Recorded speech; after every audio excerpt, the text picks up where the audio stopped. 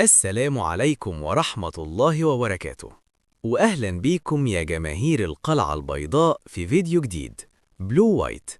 ما تنسوش الصلاة على النبي صلى الله عليه وسلم، ولو لسه جديد معانا ادعمنا بلايك واشتراك علشان يوصلك كل جديد. النهاردة الزمالك على موعد مع مواجهة قوية ومهمة في بطولة كأس الكونفدرالية الإفريقية، مباراة لا تقبل القسمة على 2، وكل الأنظار متجهة ناحية الفارس الأبيض اللي بيدخل اللقاء وعينه على الفوز وحصد ال3 نقاط.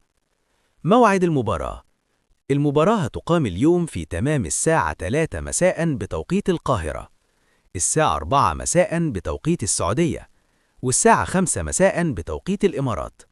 أما في المغرب وتونس والجزائر فالمباراة هتكون الساعة 2 ظهراً.